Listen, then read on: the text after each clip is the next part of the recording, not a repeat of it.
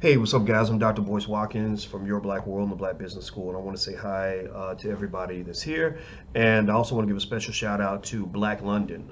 We had an event in London, and you guys may know this, but I'm gonna tell you, Black London is a very special place. It's probably my favorite place on earth. No disrespect to my people back home in America, but I think the people in Black London just really have something really unique going on in terms of the fact that it turns out sometimes they're just kind of ready for certain things that African Americans, where we still have to work through these things. When I go to London, I see a lot more people that are just really well put together, super sharp, strong families, etc. And I think a lot of it has to do with the fact that they're not as stifled by the slave culture as we are as African Americans.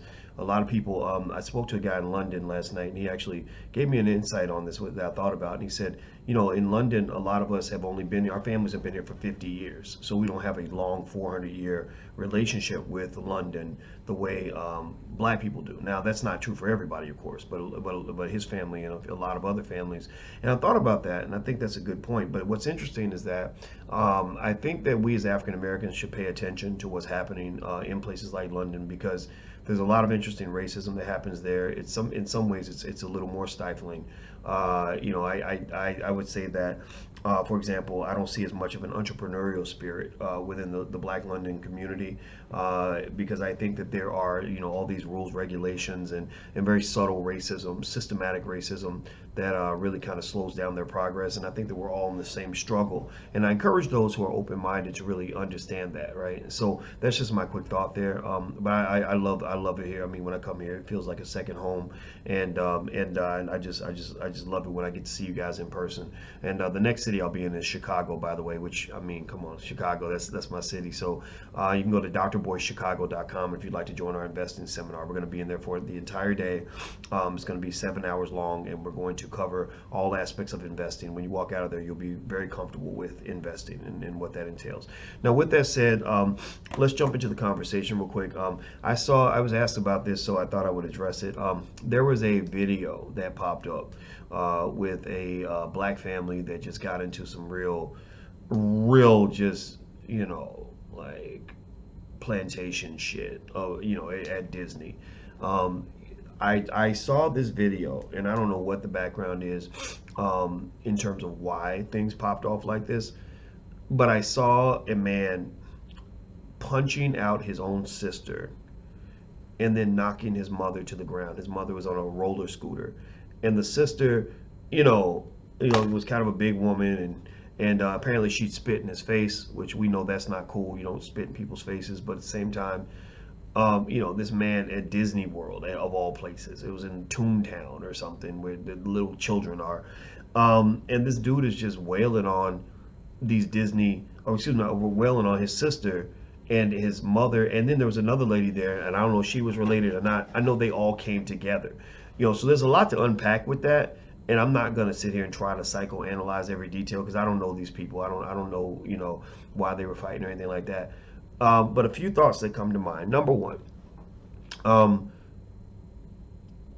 the fact that they all came there together and they were all friends and family members before they arrived really almost makes that situation a microcosm of that slave mentality that we have as black people.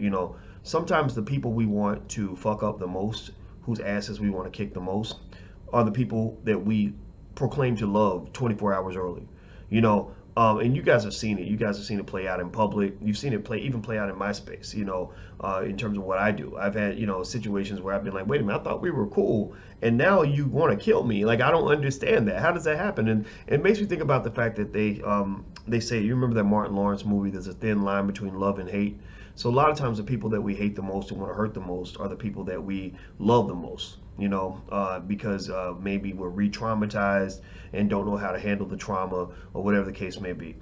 So that's one thing that I saw. Second thing is, I think this relates to the first actually. In our families in general, not that most families would do this. I mean, this was just some trifling shit. Like, let's just be clear. This was extraordinarily trifling, right? This was not even, this wasn't black culture.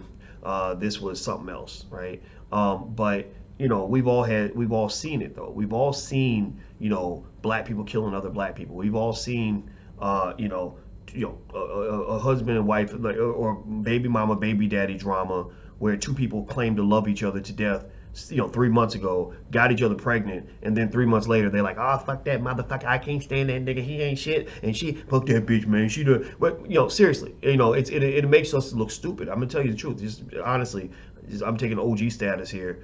It makes you look silly when the person that you were ready to fight for, you ready to fight me over that person, 3 months earlier, you ready to fight the world for that person. 3 months earlier, you told the whole world you love that person 3 months earlier. Now you're trying to reconvince me that this person is a terrible person, that they're a mortal enemy. Well, just be clear, how you address, how you talk about people that you used to be close to is a reflection on you. It makes you look flaky. Because my opinion, if you're really staying on code and understand consistency and loyalty and stability, then you're gonna be pretty consistent across the board in terms of, if I loved you in 2017, I'm gonna love you in 2019. Doesn't mean things can't change. Doesn't mean I can't have some hard feelings about certain things that might have happened. Doesn't mean things could not have evolved. But I should be able to explain that evolution to you. I should say, I love that brother. He's really cool. But yeah, sometimes things don't work out, and we did business and it just didn't go so well. But I wish him the best, right? That's kind of a mature response. The ridiculous response is, I want to punch out my own best friend, relative, whatever it was, baby mama, whatever, because that person upset me, right? So I think that the ability to resolve disputes is something that we as a community collectively we need to become masters in that shit. Why? Well, because our original masters, our slave masters, spent 400 years teaching us how to want to kill each other, right? They spent hundreds of years teaching us how to want to promote our own genocide. They spent hundreds of years teaching us how to do greater harm to ourselves and to each other and to our own flesh and blood than we would do to the people who actually are harming our community.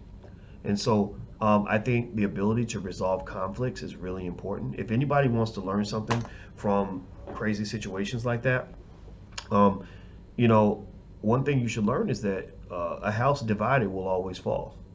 And if you want to know why black folks have trouble establishing and maintaining our institutions, whether it's our families, our businesses, or whatever, it's because a lot of us can't get along. We get mad, we get triggered. Next thing you know, we cussing each other out, punching each other out, taking each other out, whatever, because you're taking that pain that you have and you're puking your pain onto your brother, onto your sister. And I just think we got to kind of address that. We got to deal with that. I talked to a therapist or two about it. And one of the things that one of my therapist friends said that I thought was really interesting, she said there's a lot of pain in their family, and I agreed with that. Obviously, usually when somebody acts out like that, it's due to some sort of pain, some sort of trauma. Now, where my position was, and this is the next issue I think we can unpack on this. My issue is that a lot of us feel pain. A lot of us feel hurt, feel mad. A lot of us go through some shit. A lot of it, we all do. But you do have a choice in how you respond to that pain. And I've heard this. I've seen people say, well, the only reason I punched her out, man, was because she did this and this. Yeah, but you still chose to punch her out. You didn't choose to be traumatized, but you do get to choose how you respond to that. Right? Because I'll tell you, this punk ass dude punching out his sister and his mama, my God, what is wrong with you? When I see that, a couple things I know for sure. Number one, he ain't got no strong father in the house. I bet every penny on earth that black man, big ass dude, look like he's in his 20s, maybe 30s. This big ass dude, I bet you anything, he does not have a strong father in the house because there's no man I know who would go punching out his mother and his sister with his daddy around. Like I just don't see that.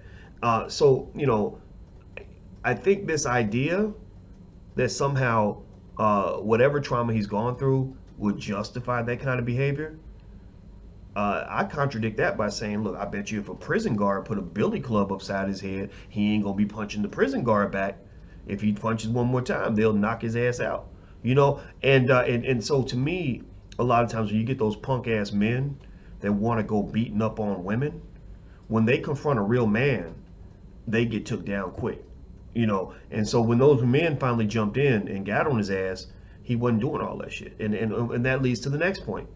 I was watching this thinking, why were the Disney security guards not on that shit? I mean, you got little children watching these grown-ups act like children, act like violent children, you know? Because I mean, it wasn't just the man that was acting a damn fool; it was the women and everything. I mean, one lady said, "Hold my baby," and pushes the baby stroller to the side, and the baby stroller is just rolling, and the baby's sitting there like, "What the fuck's going on?" Like the baby don't know where the baby's literally rolling into oblivion, while the baby's mama is trying to have a fight.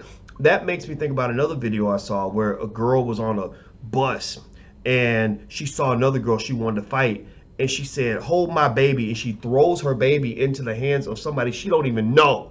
She literally threw her baby into the hands of some lady who's like, "Whoa," and then she goes and starts wailing on this other girl, and it's just it's crazy. I mean, some of us out here acting butt naked crazy, seriously. You know, and you know, and I was watching, I said, wow, this is a Boondocks episode waiting to happen. You know, when I saw that, I said, ooh. You know, and I will say that, you know, overall, you know, even though most of us would not have done what that family did, a lot of us as black people, I think we can relate to that a little bit, because maybe we know somebody who would act out like that, or we've been in ghetto ass situations like that and tried to rise above it, but maybe sometimes you did, sometimes you didn't. I know sometimes when I'm in ghetto ass situations, I can rise above it. Sometimes I get ghetto too. Sometimes being around base behavior brings the worst out of me. It makes me into a man that is different from the man that I'm supposed to be, right? So ultimately, that whole fight at Disney World, I think, was sad for a lot of different reasons. I think Disney needs to apologize to the people that were there. They need to, you know, talk about their security. Somebody could have got hurt. Somebody could have got killed. You don't know if that man got a gun. If he crazy enough to punch out his mama and his sister, you can't. It's not too much of a stretch to think he might have a weapon, right? And the fact that it took them that long to get back to the situation is downright shameful. You know. So those are my thoughts on the situation. I love to hear your comments on it. There's not much else to say. I just kind of watched it and I just got very, very sad, you know, just kind of seeing that. I don't like to see black men behaving like little bitches. It does not appeal to me.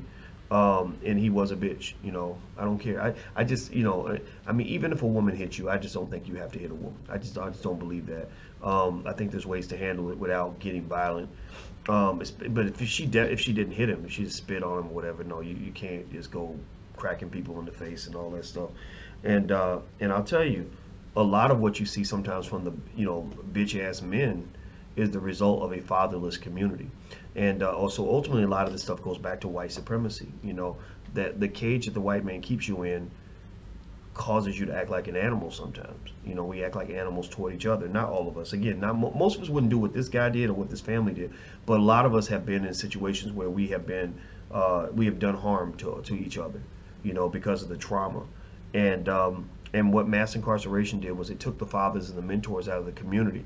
So when you see a man beating up on a woman in public and then some other bitch ass man holding the camera and filming it as it's happening, just know that's the result of a fatherless community, which happened primarily due to the Bill Clinton crime bill and mass incarceration epidemic. A lot of your strongest black men are in prison. And in fact, when I go to London, one of the things I notice and observe is that I'll be down in, I'm literally be done in less than 5 minutes. So one of the things I observe when I'm in London is I see a lot of strong, intelligent black men, well-dressed black men, sharp, you know, good jobs, making good money, doing well. And I don't see that as much when I'm in the States. I see solid brothers in the States, a lot of solid brothers in the States. But, you know, when I come here, where the mass incarceration epidemic didn't quite happen, but I think it could happen somewhere because the crime rate is going up, the murder rate in London is going up. But I see it. I just see a different kind of black man. You know, I'd see a different kind of black family. So these things that you've been put through have affected the structure of your families at a molecular level, and it's gonna impact us for several generations. So those are my thoughts on it. I think it's shameful, dastardly, embarrassing, ridiculous, and just really sick to observe that. And I was very, very, very sad about it. But anyway, if you want to see the video, it's out there on YouTube. I'm not going to show any clips because I ain't trying to glorify it. I think it's interesting to kind of talk about it and analyze it, and we can benefit from it. But yeah. So anyway, all right. So sorry, didn't mean to. Hope I didn't depress anybody with this conversation, but as you guys know, this is the home for intelligent black people, and the world is your university. That is the place where you can do most of your learning, and that's why I do a lot of my learning. Is I watch what happens in the world and try to understand the dynamics behind it, and so that's what you get from this channel. So please hit the thumbs up button, hit the share button, hit the subscribe button. Also, don't forget, if you want to learn how to buy your first share of stock, I encourage you to go to blackmoney100.com. That's blackmoney100.com. I have a free training on how to buy your first share of stock. Also, my next city is Chicago, so if you want to learn more, go to drboycechicago.com. And of course, you know we got the All Black National Convention in Houston in September, the weekend of September 27th. It's going to be awesome. It's going to have a lot of great people: Vicky Dillard, Dr. George Frazier. I'm trying to get Sharif Abdul Malik out there. I'm going to ask him to come back out or come out. That's my brother. I love that guy. And there's a lot of great people coming. We're have a really great time. So go to allblacknationalconvention.com if you'd like to learn more. It's worth a family trip. I think you'll enjoy it. You'll love Houston, and also you'll love the event. Oh, Willie D from the Ghetto Boys, my homeboy. He'll be there also.